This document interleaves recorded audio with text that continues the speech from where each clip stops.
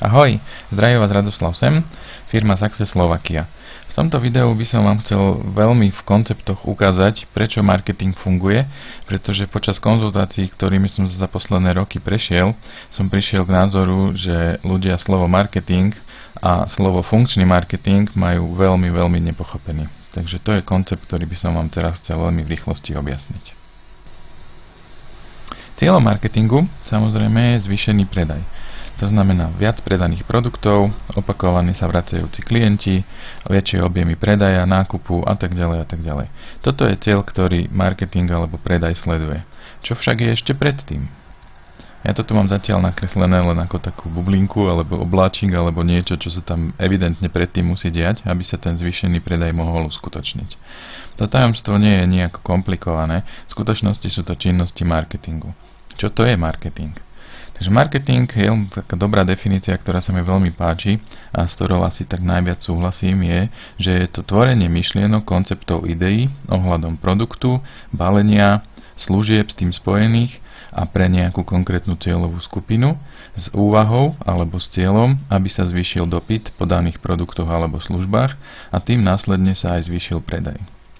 A teraz, čo ten marketing v skutočnosti reprezentuje? Takže prvá vec, ktorá ten marketing zastupuje, alebo prvá vec, ktorú treba urobiť a vykonať, je prieskum. A čo si pod tým slovom prieskum vlastne máme predstaviť?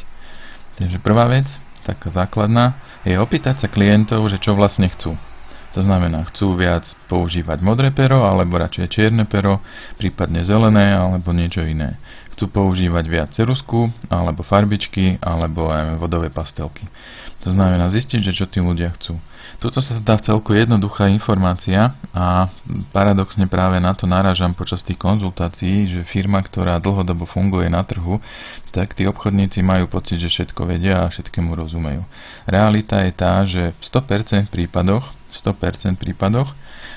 keď sme sa pýtali tých zákazníkov, tak tie informácie, ktoré sa nám z toho trhu vrátili, tak dosť diametrálne sa odlišujú, minimálne v niektorých bodoch, podľa toho, čo tí obchodníci alebo majitelia mali ako fixnú predstavu, úvahu, nejaký koncept, ktorý by tam mal byť. Druhá vec, a tá je ešte dôležitejšia, je to, že zistiť, aké majú problémy alebo aké riešenia by potrebovali tí zákazníci. To znamená, že chcem písať zároveň aj na papier a zároveň aj na tabulu. Ako to mám vyriešiť? A ak vyriešite tento problém nejakým svojím produktom alebo službou, tak tí ľudia to začnú kupovať. Taký dobrý príklad z histórie by sa dal použiť. Svojho času, keď sa Ford keď robil prieskum a pýtal sa zákazníkov, že čo by vlastne chceli, tak vyšlo z toho, že by chceli rýchlejšieho koňa. To samozrejme nie je v možnostiach biológie alebo v nejakých chovoch, aby ten kôň mohol chodiť rýchlejšie. V tej dobe žiadne auta neexistovali, to znamená, nikto netušil, že chceme auto.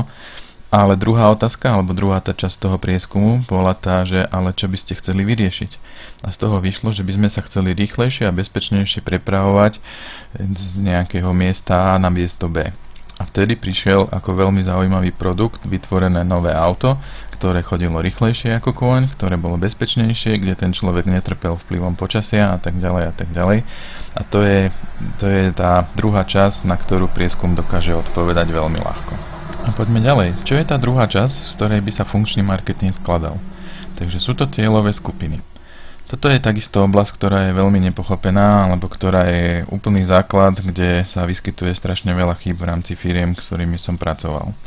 Všetci doteraz, čo som s nimi konzultoval, tak majú pochopené, že cieľové skupiny, to máme jasné, to je definované, tomu rozumieme, to všetko existuje. Cieľové skupiny sú však možno trošku niečo iné. Nie je to to, čo štandardne poznáte, ja neviem, zo škôl alebo z praxe, že je to náš každý klient, ktorý chce kupovať ceruzky alebo pero alebo niečo podobné. To vôbec nie je tak, pretože niekto to pero potrebuje kvôli tomu, aby si mohol kresliť, niekto kvôli tomu, aby mohol písať, niekto to pero potrebuje kvôli tomu, aby reprezentoval napríklad ten svoj status v zmysle toho, že on je šéf alebo on je nejaký vysoko postavený majiteľ. Niekto to pero potrebuje kvôli tomu, aby mohol niekomu robiť darček, niekto kvôli tomu, aby jeho dieťa sa naučilo písať alebo jednoducho potrebuje to do školy a tak ďalej a tak ďalej. A môžete vidieť, že to jedno pero, to jedno a to isté pero môže sa kupovať kvôli rôznym dôvodom alebo kvôli rôznym príčinám. To znamená, pre niekoho tam bude veľmi dôležitá cena, pre niekoho tam bude veľmi dôležitá napríklad kvalita, pre niekoho tam bude veľmi dôležitá životnosť toho pera, pre niekoho tam bude veľmi dôležitý, neviem, vzhľad alebo dizajn a tak ďalej a tak ďalej. Ďalšie také delenie napríklad na cieľové skupiny by mohlo byť podľa toho, ako dlho s tým zákazníkom už spolupracujeme, aké veľké obraty s nami robí, v akom regióne alebo podľa rôznych regiónov, podľa záujmov alebo podľa firmy, ktorej pracuje a tak ďalej a tak ďalej. A samozrejme vám pravdepodobne dáva zmysel, že ak predávame nejaké produkty, tak na iných komunikačných kanáloch budeme oslovovať napríklad skupinu, študentov a na iných komunikačných kanáloch napríklad skupinu majiteľov. Na úplne inom komunikačnom kanáli napríklad dôchodcov. Úplne iný prístup bude, keď sa bavím podľa regiónu, ako osloviť napríklad ľudí, z veľkého mesta a ako osloviť napríklad ľudí z vidieku. Úplne iné priority, úplne iné potreby, úplne iné problémy. Ale riešením môže byť stále ten náš jeden a ten istý produkt. A toto je to, prečo tie cieľové skupiny fungujú, prečo je dobre ich poznať, prečo je dobre vedieť. A druhá vec, samozrejme vám už teraz pravdepodobne dáva zmysel, že tých cieľových skupín je v skutočnosti veľmi veľa. Ale ktorá je pre vás tá najlepšia? Určite to nie je len pohľad v zmysle, že či je tam dostatok potenciálnych klientov, alebo či ich je tam najviac. Pretože samotné množstvo nie je dostatočný argument. Čo takto do toho zvážiť napríklad pohľad konkurencie? Čo takto do toho zvážiť aj pohľad toho, že ako rýchlo vieme uzavrieť ten obchod, alebo aké to je celé namáhavé. To znamená, že koľko práce je s tým spojené. A čo takto napríklad také hľadisko toho, akú máme ziskovosť na danom konkrétnom produkte. Čiže do týchto 5 faktorov určite treba zvážiť a všetky zvážiť a podľa toho nájsť tú najlepšiu cieľovú skupinu, tam, kde je ten najväčší potenciál.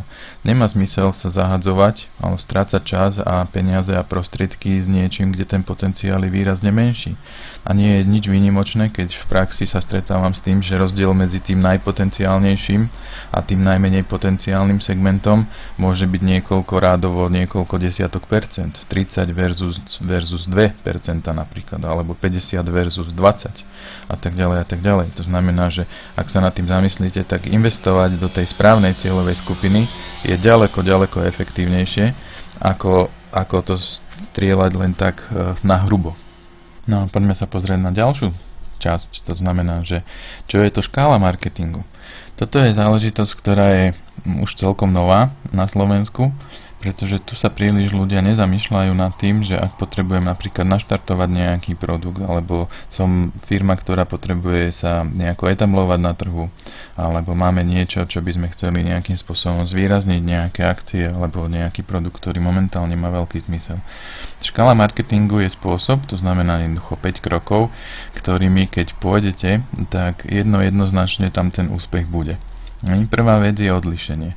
Ak predávam napríklad perá a predávam tie isté perá, čo aj všetci moji konkurenti a robím to presne tým istým spôsobom, tak prečo by mal ten klient prísť ku mne? Veď ako možno, že nájde obchod, ktorý je pri ňom bližšie, alebo do ktorého už chodí a má tam vybudovaný nejaký vzťah a tak ďalej. To znamená, že prvá vec je odlišiť sa, ukázať, že ten náš produkt je lepší, že napríklad máme väčšie balenie alebo za lepšiu cenu, že máme nejaké služby, ktoré tá naša konkurencia nemá, alebo sme špecialisti na nejakú konkrétnu cieľovú skupinu. Druhá vec je vybudovať značku. Už asi dáva zmysel, že dnešná úspešnosť v rámci marketingu je dlhodobo stávaná na úspechu alebo na produktivite značky.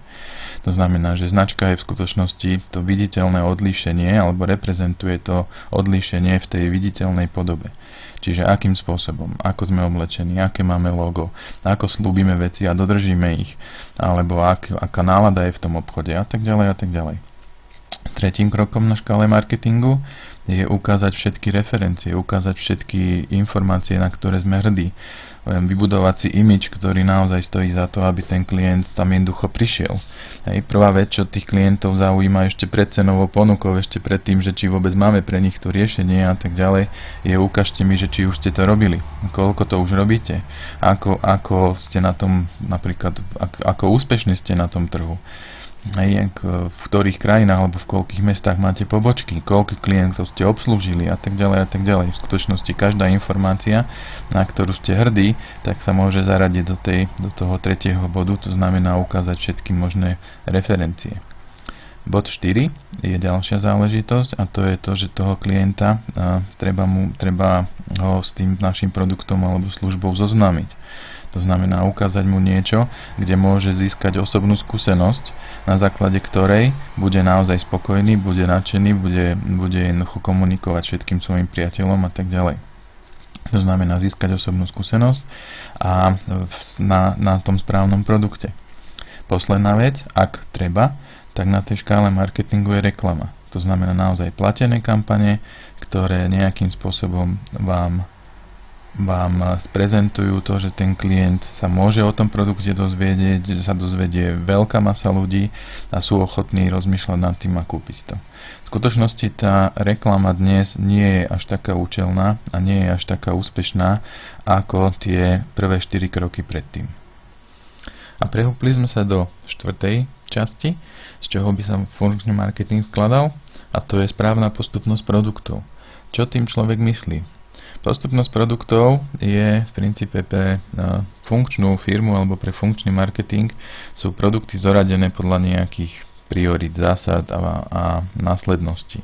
To znamená, príde klient, ktorý nás ešte nepozná, ktorý nám nedôveruje, ktorý sa obáva, že je tam veľká cena, ktorý nevidí tú hodnotu a tak ďalej, tak v tom prípade mu treba ukázať niečo, čo tieto jeho zábrany prekoná.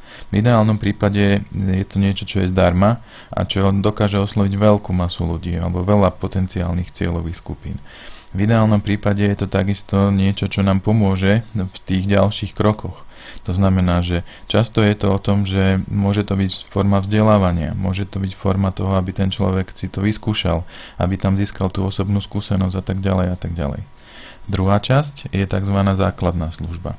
To je krok číslo 2 v tej správnej postupnosti a to je niečo, čo ten človek naozaj môže zažiť v tom zmysle, že už si to aj zaplatí.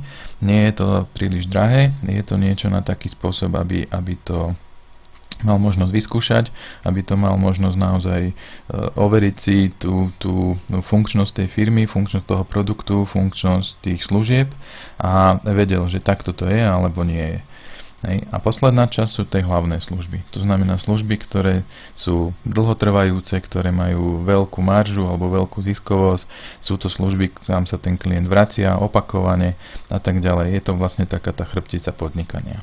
A ak by som na to mal dať príklad, tak tá prvá služba, tá úvodná služba pre napríklad reštauráciu by bolo to, že nasekám novú, čerstvú, voňavú pizzu na veľmi malé kúsky a idem pred tú reštauráciu a tie malé kúsky jednoducho rozdávam.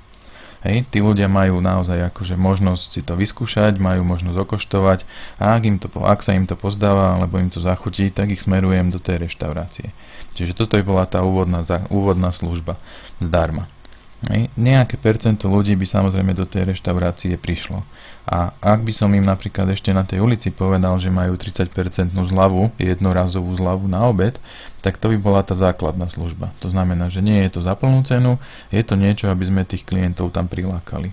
Ten človek má šancu to prísť, má šancu vidieť to prostredie, má šancu zažiť napríklad veľkosť porcií, alebo rýchlosť obsluhy, alebo jednoducho, či sa ho overí si, že pri platení sa ho nesnaží nikto oklamať a tak ďalej a tak ďalej. A ak to na ňo zapôsobí pozitívnym dojmom, tak je dosť pravdepodobné, že začne chodiť na tie obedy pravidelne, pravdepodobne tam z času na čas spraví nejakú rodinnú oslavu, možno tam pritiahne nejakých priateľov na nejakú firemnú večeru, alebo obed, alebo niečo podobné. A to by bola tá hlavná služba pre reštauráciu. Hej. Ak by sme to vynechali a išli rovno predávať tú hlavnú službu, tak tí ľudia na tej ulici si nás v úvodzovkách ani nevšimnú a určite by sme ich nepresvedčili len tak jednoducho na to, aby pritiahol svojich priateľov na rodinnú oslavu do novootvorenej reštaurácie. Ale v tomto prípade takýmto postupným krokom, takýmto postupným správnou postupnosťou tých produktov si tu jeho dôveru získame, vybudujeme a do tej reštaurácie ten človek chodiť bude a bude ju odporúčať ďalším svojim známym a priateľom. No a piatým krokom, trošku taký netradičný názov, marketingový lievik, čo si pod tým predstavujeme. Takže tu je postupnosť jednoducho činností, ktoré na tej online časti a takisto ale aj tej offline časti budú toho klienta jednoducho priťahovať do tej firmy. To znamená, že prvý krok je oslovenie veľkej masy ľudí. Ako osloviť jednoducho veľkú masu ľudí pomocou online kanálov? To znamená Facebook, LinkedIn, web stránka, maily, YouTube, blogy, fóra a tak ďalej. Skrátka komunikačné kanály, kde vieme použiť tú postupnosť produktov, to znamená vzdelávanie na začiatku alebo ponuka na vzdelávanie, kde vieme dodržať tú škálu, to znamená oslovujeme tých ľudí v zmysle tým, že aké máme referencie, čo sa nám podarilo, čo už sme získali a tak ďalej. Oslovujeme tie správne cieľové skupiny na základe informácií, ktoré sme v prieskume už získali. Ďalší krokom v tom marketingovom lieviku je, že získať od tých ľudí, poviem, relevantné informácie na to, aby sme s nimi mohli ďalej komunikovať. Pretože dnes tá situácia je tá, že človek sa rozhodne kúpiť až pri niekoľkej komunikácii v poradí. To znamená, kontaktovanie toho človeka na začiatku je také voľné, neskôr mu už komunikujeme nejaké dôveryhodnejšie informácie, ešte neskôr mu už ukazujeme napríklad riešenia, ktoré získali naši klienti a následne možno mu ponúkneme riešenie, ktoré môže získať on za nejakú výmenu, za peniaze alebo za niečo podobné. To znamená, že získať ten kontakt na ňo znamená, že skôr či neskôr do budúcna pravdepodobne kúpi. Ďalším krokom je ponúknuť mu za tie kontakty niečo, čo už dnes je pre ňoho zaujímavé. To znamená, že ponúknuť mu napríklad zdarma vzdelávanie, ktoré potom do budúcna využijeme, ponúknuť mu napríklad zdarma účasť na nejakom seminári, alebo nejakú zľavu na niečo, čo by pre ňoho mohlo byť zaujímavé a tak ďalej a tak ďalej. Následne mu ten produkt dodávame. To znamená, to, čo sme slúbili, tak mu dodávame. V ideálnom prípade z praxe vychádza, že ak to má fungovať dobre, tak by sme mu to mali dodávať minimálne 3 mesiace. To je dostatočne dlhá doba na to, aby nás začal vnímať ako dostatočne kompetentných ľudí, dostatočnú odbornosť v nás vidí, že mu chceme pomôcť, vidí to, že sme mu nejakým spôsobom napríklad vzdelali alebo načetli nejaké riešenia a tak ďalej a tak ďalej. To znamená, že dlhodobá komunikácia, ktorá je mu na osoch. A ak toto jednoducho vybuduje u neho dôveru, vybuduje u neho to, že už nemá zábrany v zmysle toho, že ak hľadať u nás riešenia, nemá problém s tým, že či tá služba je hodnotná pre ňoho, nemá problém v tým, že či pozná tú značku alebo ten náš produkt a tak ďalej, tak tým posledným krokom na tom marketingovom lieviku by bol samotný predaj. To znamená ponuka služieb, ponuka produktov a následné zvládanie. Takže toto by bola taká veľmi v rýchlosti skratka toho, čo je marketingový lievik. No a dostali sme sa k tej poslednej komunikačnej časti toho funkčného marketingu. Takže tuto je zase pojem, ktorý je na Slovensku dosť neznámy. Takže prvá vec, čo znamená úrovňový? V tomto koncepte máme komunikáciu v rámci marketingu ku klientom rozdelenú podľa nejakých úrovní. To znamená, že na začiatku máme klienta, ktorý je pre nás potenciálny. My vieme, že on by ten náš produkt mohol používať a bolo by to pre ňoho výhodné a on pravdepodobne ešte ani nevie, že ten produkt existuje, pravdepodobne ani nevie, že nejaká firma existuje a tak ďalej a tak ďalej. Čiže to je tá najnižšia úroveň, že máme potenciálnych klientov. Tam začneme komunikovať a nejakým spôsobom mu dáme najavo, že máme riešenia, ktoré by pre ňoho mohli byť fajn. Pýtame sa ho na názor, pýtame sa ho na problémy, ktoré vníma a tak ďalej a tak ďalej a tak ďalej. Ďalšia úroveň, a to už je tá lepšia úroveň, je to, že ten človek prejaví záujem o niečo. Možno, že o zdarma účasť na seminári, alebo o zdarma vzdelávacie informácie a tak ďalej, ale už prejavil záujem. To znamená, že už vidíme, že ideme tým istým smerom a musíme ten vzťah trochu posilniť. Ak sa nám to správne podarí, tak získame nového klienta. To je tretia úroveň. Ten klient je taký ešte, poviem trošku, taký naivný, nový, neznalý, neznámy a tak ďalej a musíme ho veľmi, veľmi opatrne doslova za ručičku previesť napríklad po nejakom čase alebo v rámci nejakých produktov, aby ten človek sa dostal do stavu tzv. Aktívneho klienta. To znamená človek, ktorý nakupuje, ktorý nám dôveruje, ktorý vidí a verí, že vieme mu pomôcť a dáva mu to zmysel, je s tým spokojný. Hej. Ďalšia úroveň vyššia je tzv. VIP klient alebo verný zákazník. To znamená niekto, kto s vami napríklad spolupracuje dostatočne dlhodobo, ja neviem, čo aj niekoľko rokov alebo možno niekoľko desaťročí, alebo u vás nakupuje vo veľkých sumách, vo veľkých objemoch. To sú klienti, ktorí vám dôverujú veľmi a treba naozaj ako im dať najavo, že tá dôvera z vašej strany v nich, alebo tá ich dôvera vo vašej firmy alebo vo vaše produkty je naozaj vnímaná a že ju vieme oceniť. Tá ďalšia úroveň v skutočnosti je tá, že z hoci ktorých z tých stavov, to znamená nový klient, aktívny klient, verný klient, alebo aj klient, ktorý prejavil záujem, tak ak to nezvládneme správnym spôsobom, tak ten človek sa dostane do stavu tzv. Nespokojného zákazníka. To znamená, že vieme sledovať a na základe nejakých vlastností, napríklad prestáva komunikovať, nie sú načas platené faktúry, alebo nechce priznať naše nejaké, neviem, stretnutie a tak ďalej, že je tam nejaký problém, vzniká tam nejaká nespokojnosť. Ak máme ten systém nastavený dobre a vhodne, tak vieme tú nespokojnosť odstrániť v princípe ešte kým to neprepukne do obrovského problému, kým sa to ešte dá zvládnuť ľahko a v pohode. A vtedy jednoducho ten klient sa zase vráti na tú svoju úroveň, alebo možno dokonca pokročí na vyššiu úroveň a fungujeme s ním ďalej. No a jedna taká úroveň, ktorá je veľmi priaznivá a veľmi dobrá pre firmy, tak je úroveň partnerstiev. To znamená spolupracovníkov, externých častokrát, ktorí nejakým spôsobom sú takí presvedčení o tej kvalite vašich produktov a služieb, že vás odporúčajú svojim priateľom známym, možno svojim klientom, alebo vám nosia do firmy kontakty na tých svojich priateľov známych alebo možno ich klientov. Takže osobné odporúčanie v rámci marketingu je takisto veľmi dobrá záležitosť. No a čo v rámci tej úrovne, alebo v rámci toho nadpisu, že úrovňový osobný marketing? Takže osobný marketing je zase novinka na Slovensku. To znamená, že ak viem, že ten klient je napríklad, neviem, nový, a musím s ním komunikovať v tom štýle, že opatrne ho za ručičku previesť niekam, ale viem, že je napríklad z toho a z toho regiónu takú službu dostal predtým zadarmo, také a také problémy rieši, pretože je v tej danej cieľovej skupine.